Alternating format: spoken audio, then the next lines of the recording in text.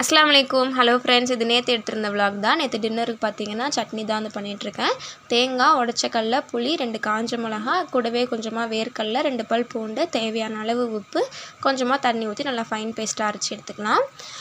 இது பார்த்திங்கன்னா தோசை மாவு வந்து கரைச்சி எடுத்து வச்சுருக்கேன். நைட்டு டின்னருக்கு வந்து சப்பாத்தி பண்ணலான்னு தான் நினச்சேன். பாப்பாவுக்கு வந்து சப்பாத்தி வேணாம், தோசை வேணும்னு கேட்டதுனால தோசை மாவு தனியாக எடுத்து வச்சுருக்கேன்.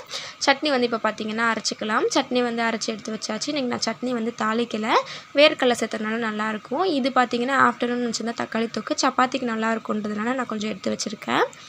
இப்போ வந்து தோசை ஊற்றுறதுக்காக ஸ்டார்ட் பண்ணிடலாம். ஆல்ரெடி என்கிட்ட இரும்பில் வந்து தோசைக்கல் இருந்தது. அது மழை தண்ணி பட்டு அது லைட்டாக ஒரே இடம் பட்டு துரு பிடிச்சி போனதுனால இதனால் யூஸ் பண்ண முடியல, தூக்கி போட்டேன். ஸோ இந்த கல்லில் தான் நான் தோசையும் சப்பாத்தியுமே வந்து பண்ணிக்கிறேன். பாப்பாவுக்கு வந்து கையோட தோசை ஊற்றி கொடுத்தேன். அவள் வந்து கிச்சன்லேயே உட்காந்து சாப்பிட்டுக்கிறேன் அப்படின்னு சொன்னதுனால நானும் கையோட சப்பாத்தியும் போட ஸ்டார்ட் பண்ணிட்டேன். சப்பாத்தி போட்டு ஹாட் பாக்ஸில் மாற்றி வச்சாச்சு. வீடியோ பிடிச்சிருந்துச்சு அப்படின்னா லைக் பண்ணிக்கோங்க. நம்ம நெக்ஸ்ட்